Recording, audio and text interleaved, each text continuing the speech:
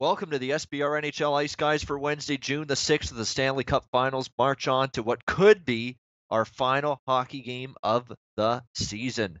Will it be? That is the question. Will it be or won't it be?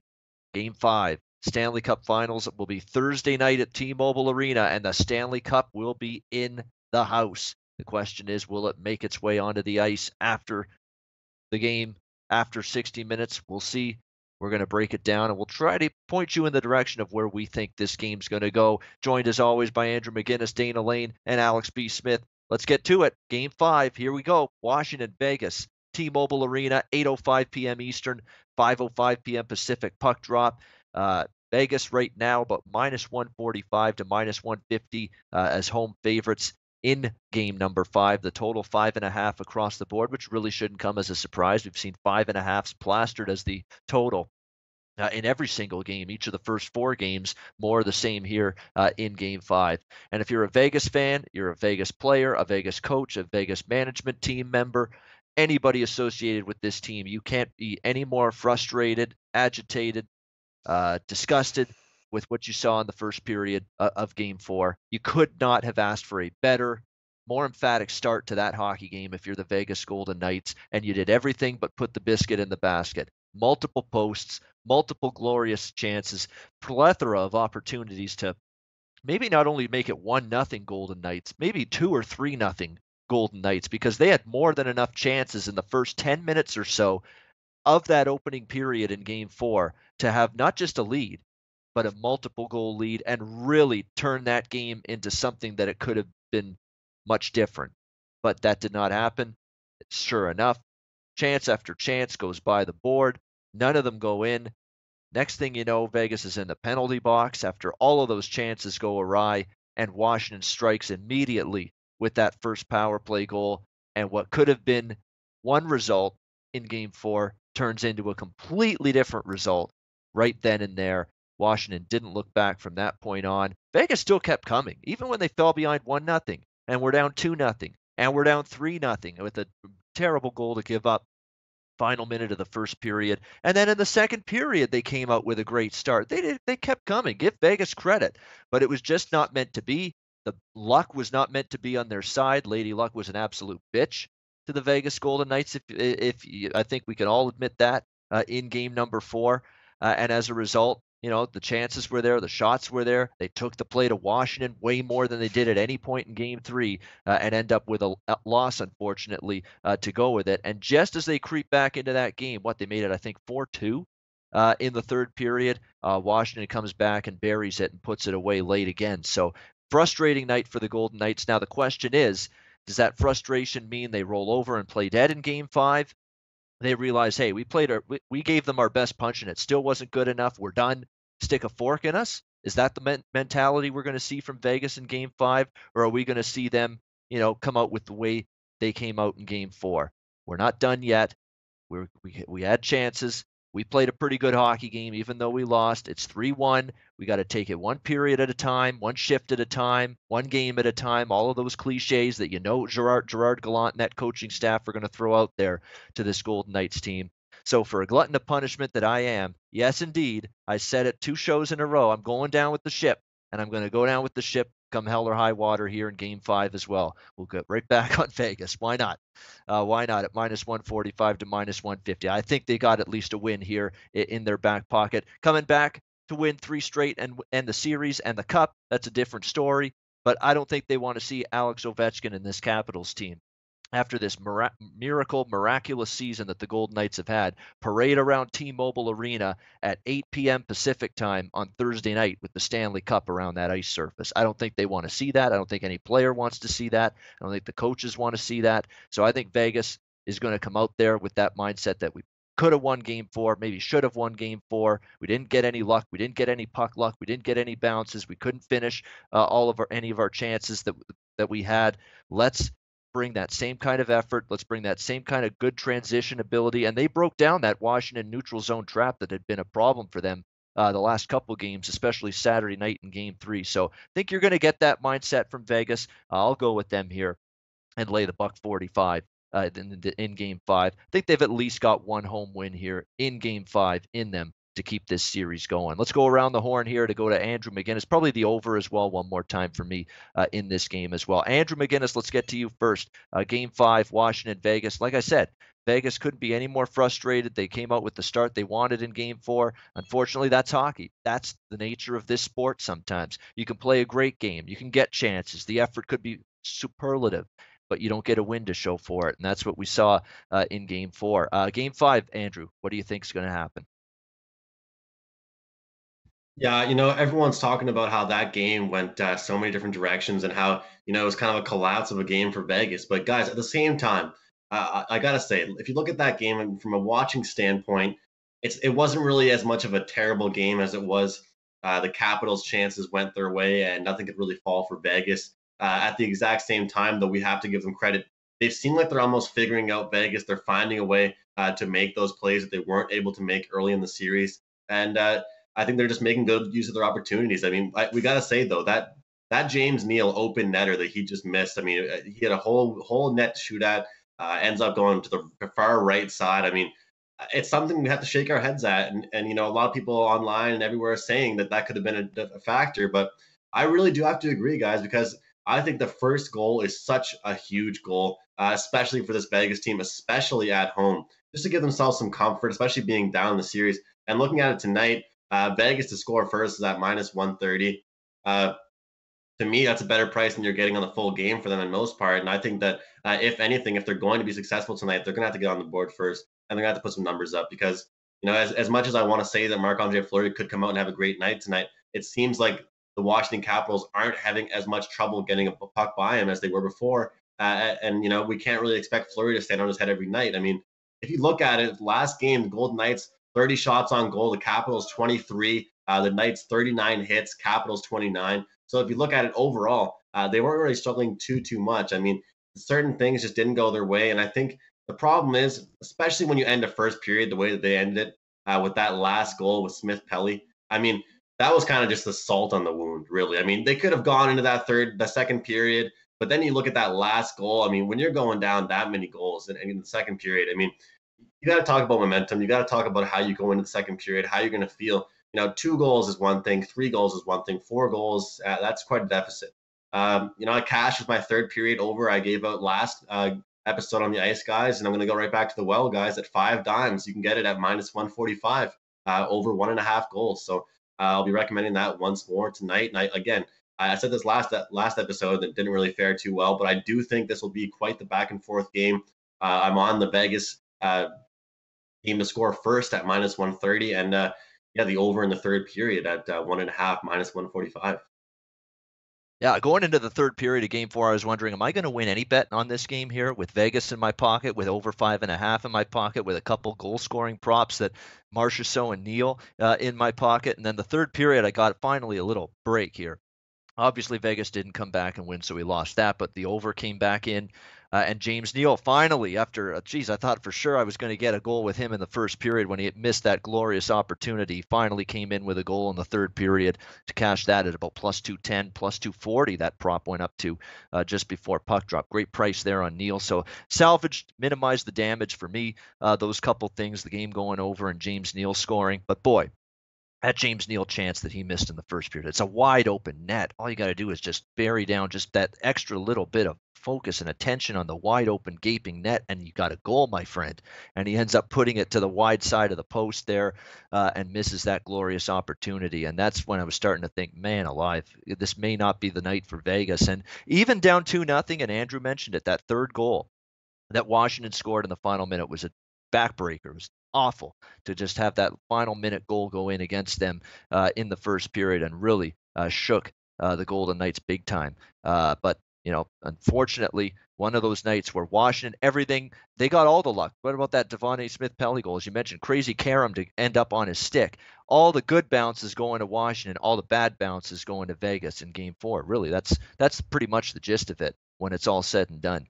Dana Lane, let's get to you with Game 5. Are the locals getting restless, Dana? Are they getting impatient? Are they nervous? Are they biting their fingernails? Have they given up hope? Or are they sticking with the team, saying, let's take it one game at a time. If we win Game 5 at home, who the hell knows? We can go back to Washington for a game six, maybe put some of this pressure back on the Capitals if we can get the series back to DC. What's the vibe locally in Vegas, Dana? Well, I could tell you, Ian, there's about a million different ways I could go with my breakdown today. I think as far as the true fans, the ones that are going to be there no matter what, I mean, there's lots of talk about hope and we still believe and all those good things.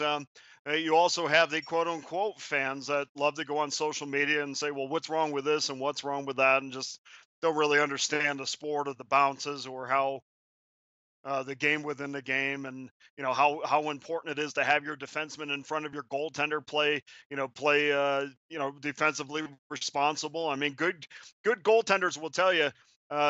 Half of my game is because I got great defensemen in front of me. And when the Washington Capitals, make not only Fleury go side to side for the majority of the game, but really when you go side to side and high to low and you move the puck well, that really forces the defense to be responsible as well. And that's really something that Vegas can't say that they have been this whole series. It will be interesting, guys. There's a lot of different angles to this. First, the newest angle is Barry Trotz's focus. Where's his focus? I'm up, in relation to tonight's game. I'm up 3-1. Reports come out about the Islanders deal. Maybe I'm thinking about that a little bit. I'm feeling good about where I am.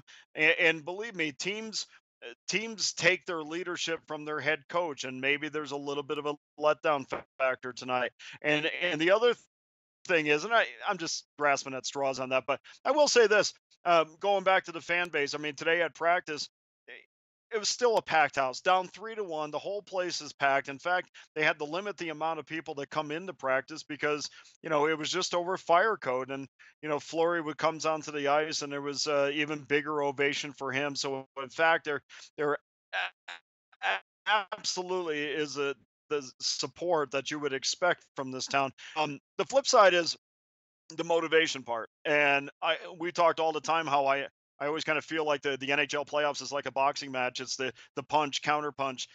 Your counter punch doesn't work. Then what do? Well, we change lineups. So we take David Perron out of the lineup. We mix and match some lines, see if we can get some inspiration there. That doesn't work. Well, what are you left with then? Well, Gerard Gallant says, well, let's have fun. Okay, so that's what you're left with at this point. And basically what let's have fun means is go out there and enjoy yourself. But boys, we've done everything that we possibly can at this point. You know what you have to do. Now you have to go out and win this hockey game, and that's basically what that is in a nutshell. So, the other thing you got to look at too is what's the carryover from the third period where where the Washington Capitals decided to put their top power play unit on the ice at the end of the game, up 5-2, and I mean, I don't I go back and forth on this. I understand etiquette. I understand sportsmanship.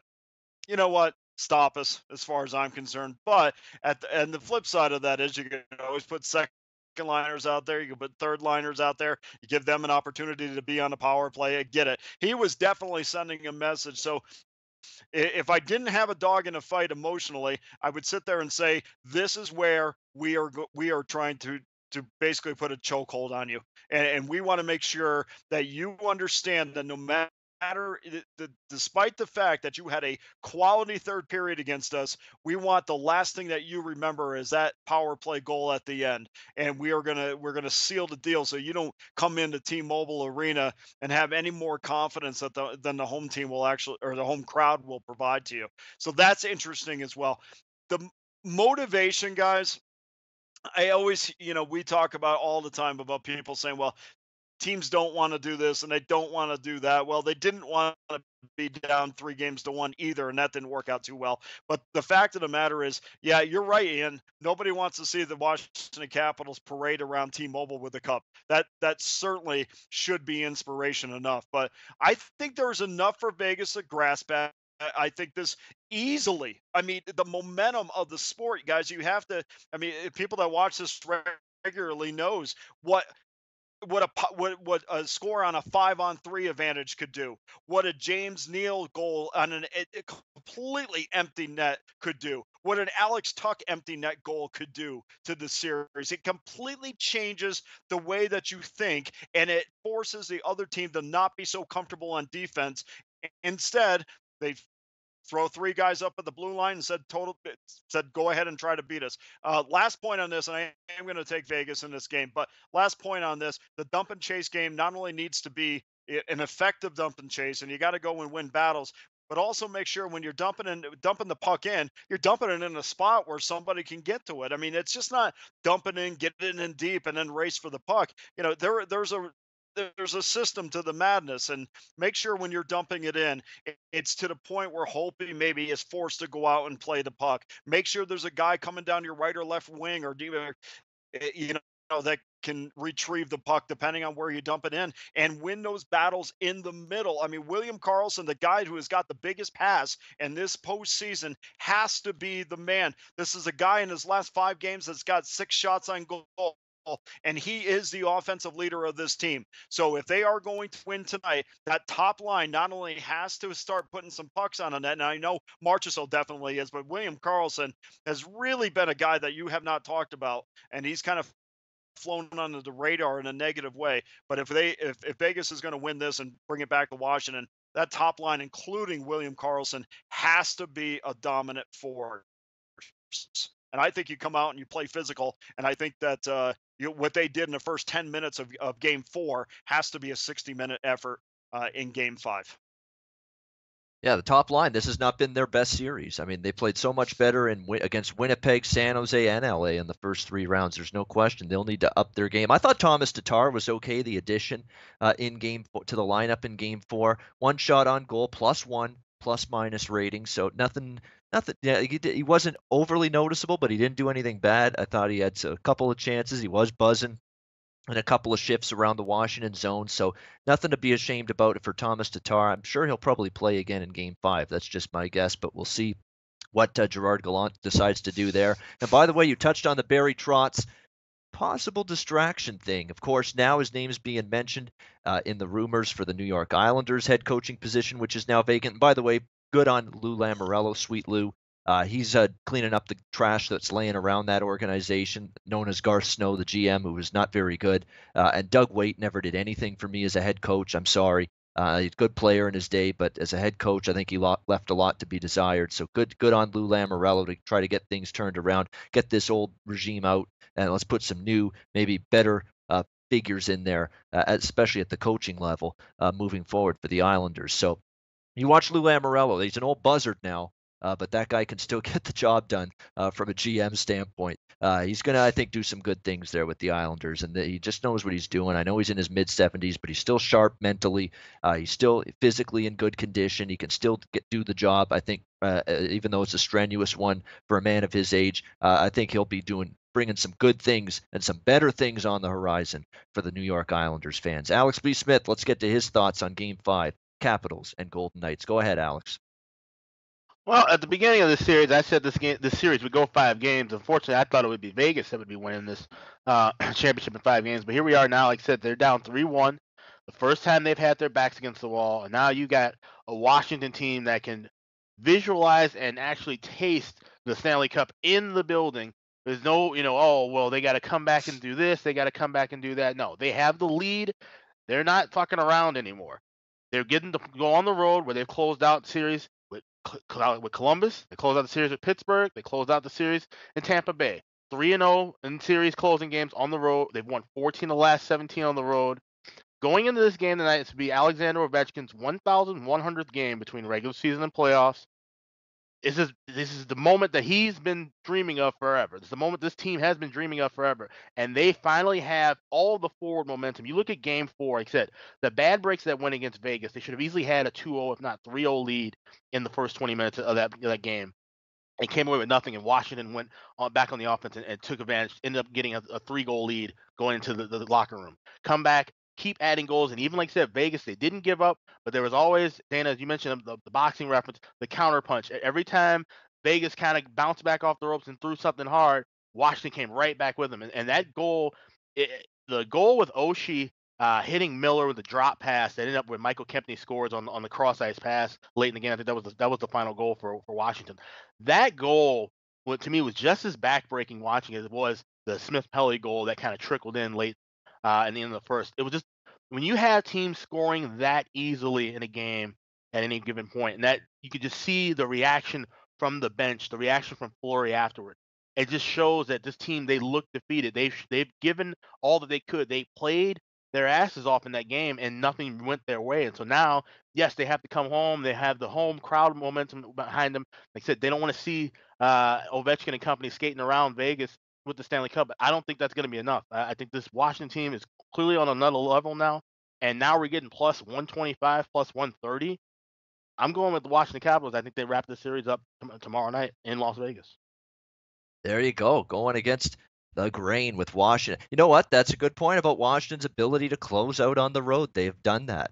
They have consistently done that at Columbus, at Pittsburgh, at Tampa in a Game 7, where they don't just beat Tampa.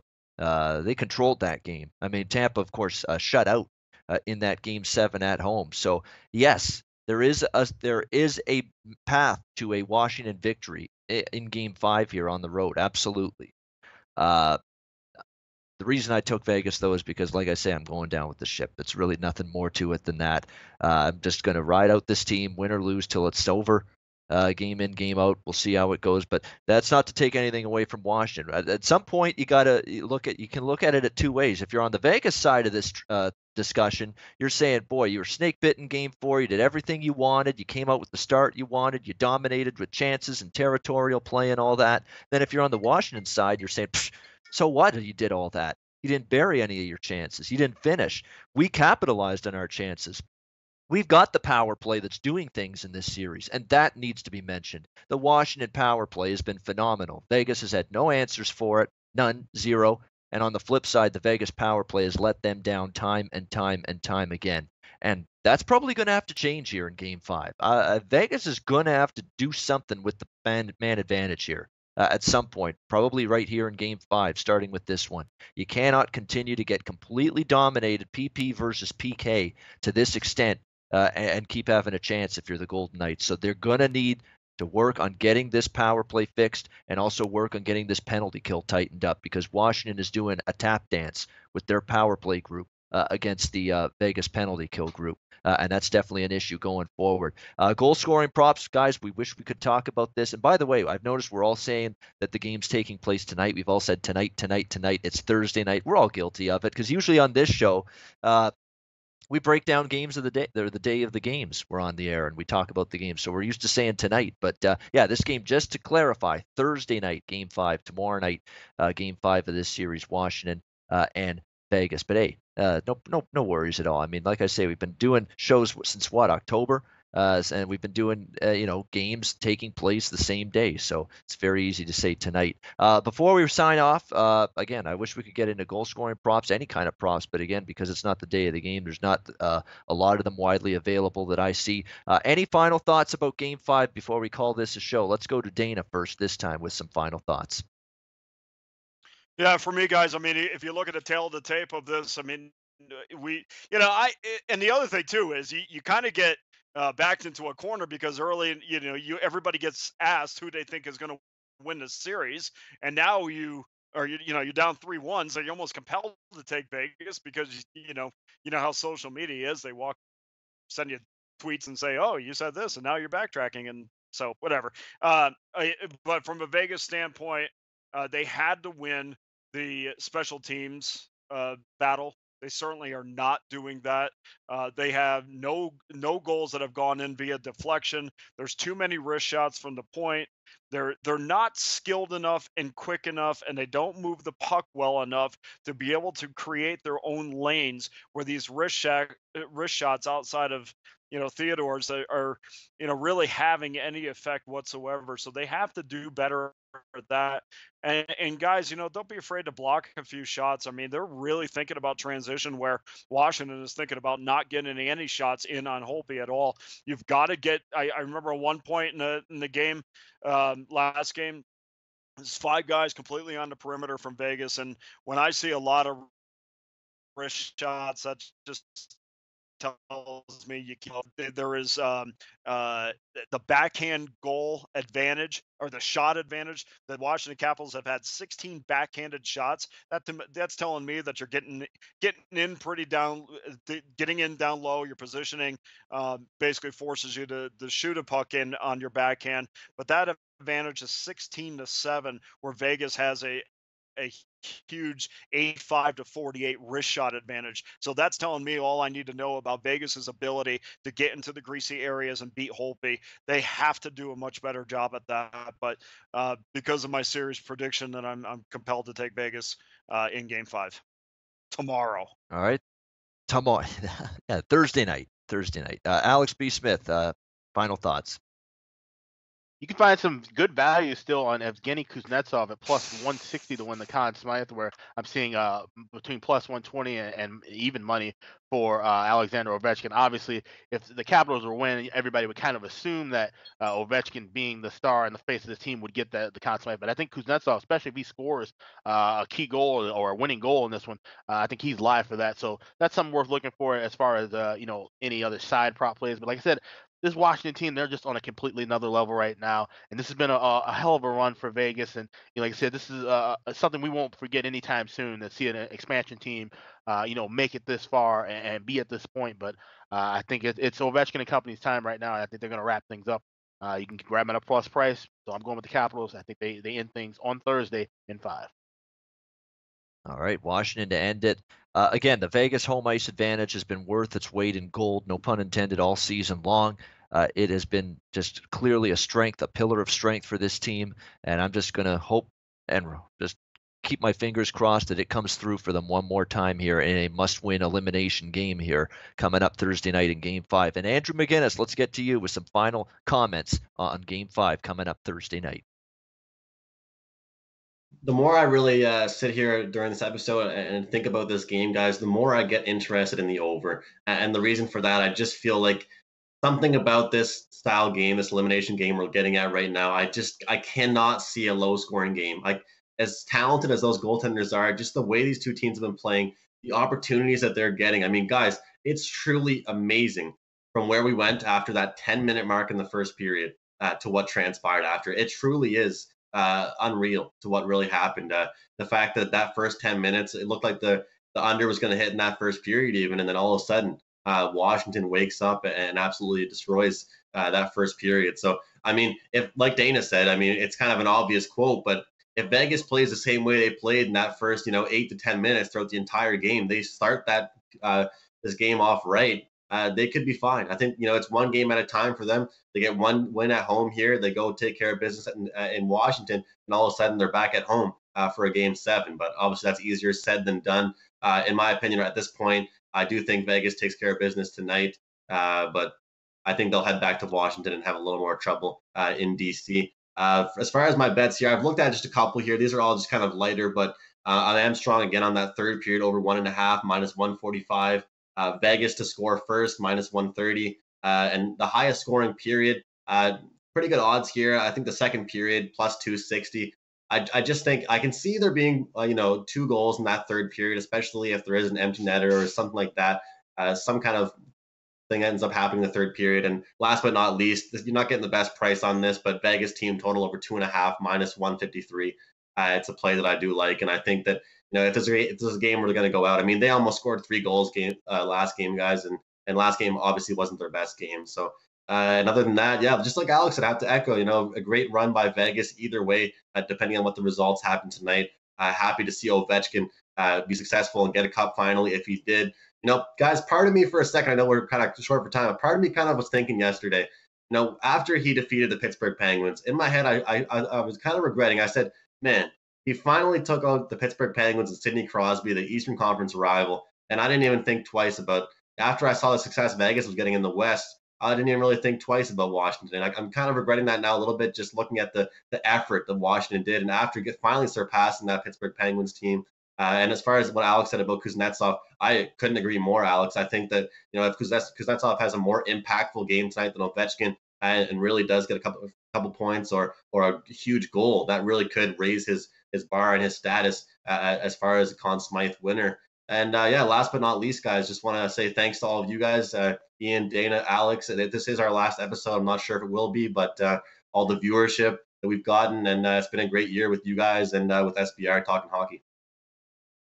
Yeah, it's been great, Andrew. I agree. This season's been phenomenal. What has we been on since like late September, early October, 3 days a week, every single week. It seems like it's been it doesn't feel like it's been 8 months. It feels like it's been only a couple months, but it's been a phenomenal season. It's been a great inaugural season of this show, and it's been a lot of fun, no question. One point about Ovechkin, he's been the same player on the ice, but he's doing a little bit more on the ice this year in terms of blocking shots in this playoff run, a little more physical, and his demeanor on the bench has changed completely. He'd usually be a little more stoic, a little quiet. Now he's vocal. He's engaged with his teammates on the bench, just trying to stay, vocal and talk to them during the game. Let's go, boys. Let's keep it up. Let's get things going. That kind of thing. He's more, hugging his teammates way more than he ever did before. He looks like he's having more fun.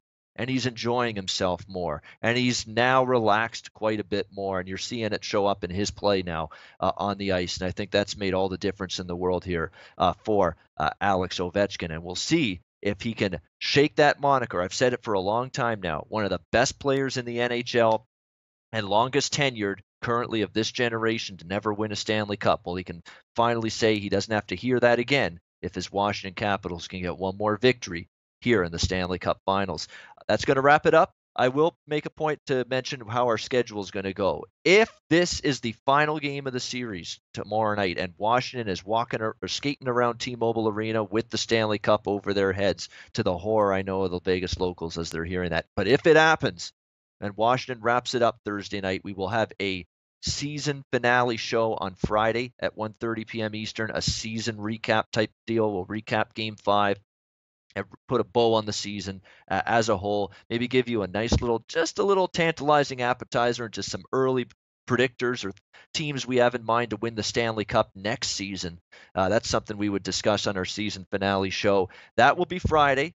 If Vegas wins and we have a Game 6 coming up in this series, we will have a Game 6 preview show coming up on Friday, 1:30 p.m. Eastern Time, 10:30 a.m. Pacific Time. Bottom line is we will be here Friday. There will be a show on Friday one way or another, either a season recap show or we'll be previewing Game 6 back in D.C. Friday will be our next episode. There will be one. So join us then, Friday, 1:30 p.m. Eastern, 10:30 a.m. Pacific Time with our next edition of the NHL Ice Guys. It'll either be a season recap show and our season finale show, or we'll be talking Game 6. We'll see which one it is, but it'll be Friday, 1:30 p.m. Eastern, 10:30 a.m. Pacific. Join us then. For Andrew McGinnis, Dana Lane, and Alex B. Smith, I'm Ian Cameron for Sportsbook Review. Enjoy Game 5 on Thursday night, and we will be back again on Friday with our next edition of the NHL Ice Guys.